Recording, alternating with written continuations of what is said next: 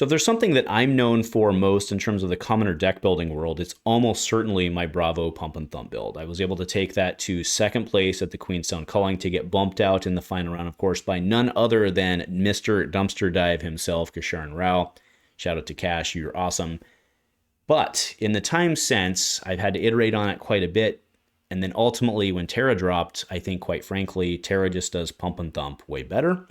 So with all the iteration and all that aside, I think it's time to just go back to basics with Bravo. A huge shout out to our channel members for supporting what we do here. If you want to get involved with the channel and the Dice Commando community, please consider joining as a channel member.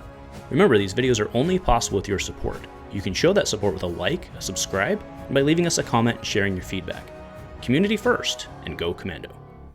Hey there, my flesh and blood friends. Welcome back to the channel for another installment of Dice Commando 4. That's right, I am wiping the board clean with Bravo Pump and Thump, and we're going back to basics. Now, quick reminder that as we march towards calling Portland and the Battle Hardened, which is a commoner event, we are going to have decks all up until then, and actually even through that into the holidays.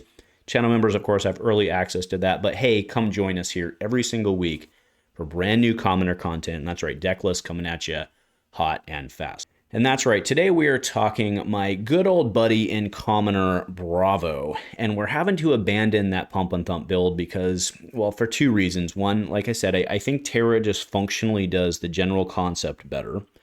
And two, Pump and Thump has really evolved to not, I think, be tier 1 anymore.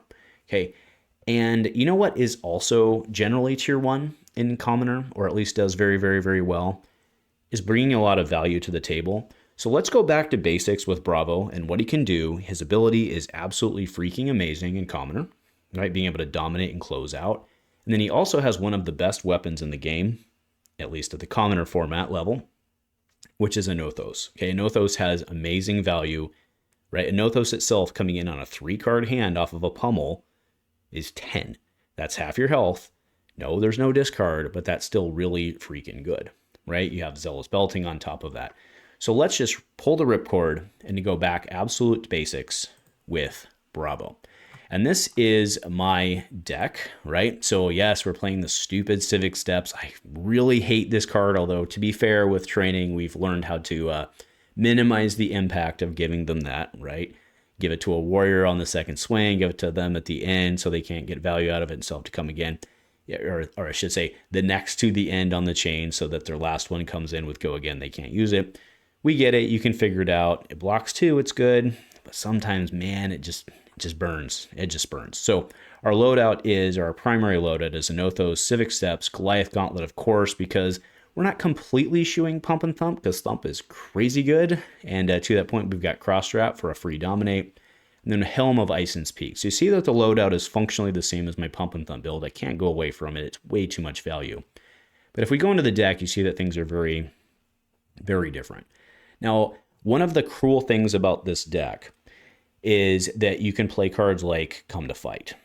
Okay, so Come to Fight is great because it blocks 3. The next action you play this turn is +3. And you're like, well, why is that good? Well, off of 2 blues and a 3/7, you can dominate it, right? So let's say Cartilage Crush, right, coming in for 10 dominate off of Come to Fight, or as the case may be, Lead with Power. Now this one blocks 2, but you get a Might on the back.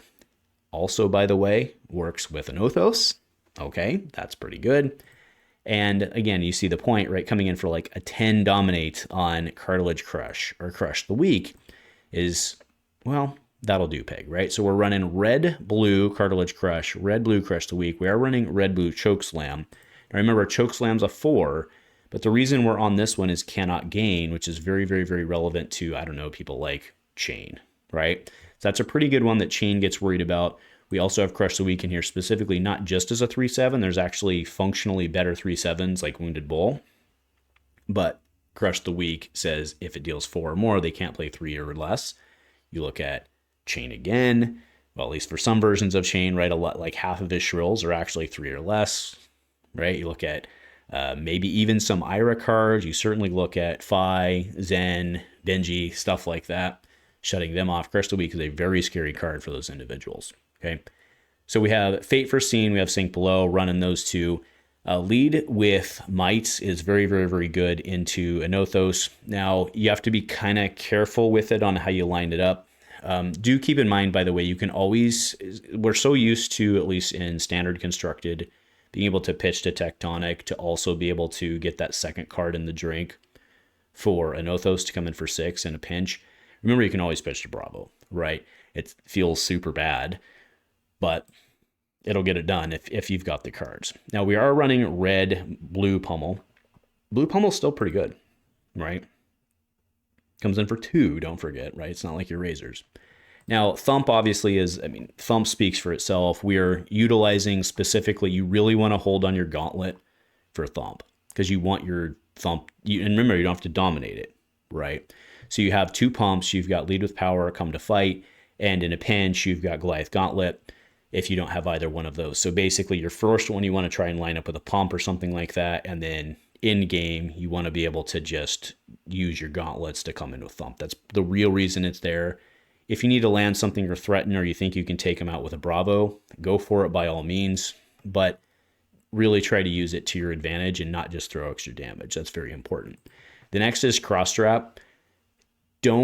I highly recommend against using Cross Strap to play something with a red. I get it that sometimes you're in a pinch and you want to be able to do something, but Cross Strap, I would highly recommend the way to think about Cross Strap is actually as a free Bravo.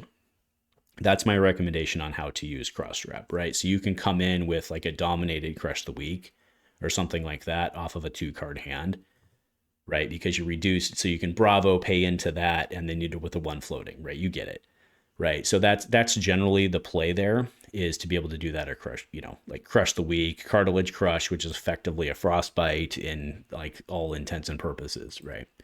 Okay.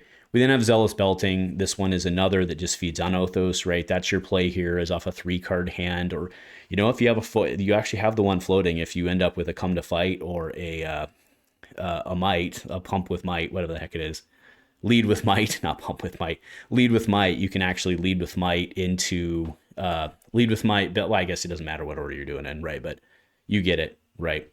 2 blues, Zealous, that into Unothos. That's a lot of damage, right? Very doable. It's actually like exactly everything you need, right? Now going to the blues, we've got the 3/6, or not the 3/6, the 4/6s. The 6s, let's just say, actually one of them's a 5, so let's not even call them the 4s, right? But the blue 6s, so we've got Buckling, we've got Debilitate. Macho Grande, of course, is pretty good. So we're playing that.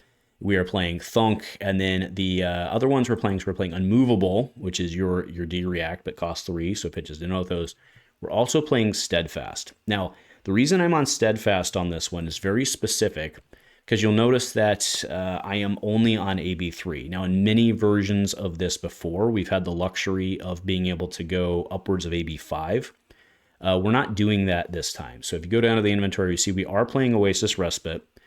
We don't need the space for poppers, which is the main advantage of this deck. That's why we have so much sideboard space, right? But AB3, and I'm using Steadfast to kind of help offset that. Now, it costs 3 for Steadfast, so you're only getting 1 value out of it.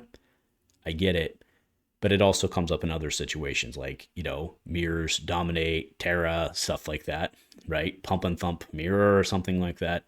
You have Oasis, you have Steadfast, you have your D-Rax, you get an Arsenal.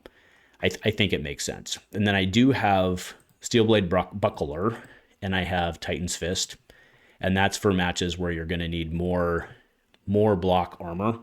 And those are going to be primarily your ninja matches, your non-Ira ninja matches, where they're trying to do like go wide and use mask, right? So like your Benjis, your Zen. Well, Zen actually is only in commoner. Zen's only like 3 or 4 wide generally, so you can kind of stop that. Zen's more about like the big trailing attack, but it's like your Benjis or your 5s, okay, something like that. So that's the list. That's the newer, I don't know that I'm going to say the better version if you compared what Pump and Thump used to be, but you just have to face the reality of the situation that Bravo Pump and Thump is not what it used to be, right? So I think we go back to basics. We just put math on our side, and we dominate to end the game. So anyway, that's the take. Thanks for joining, and go Commando.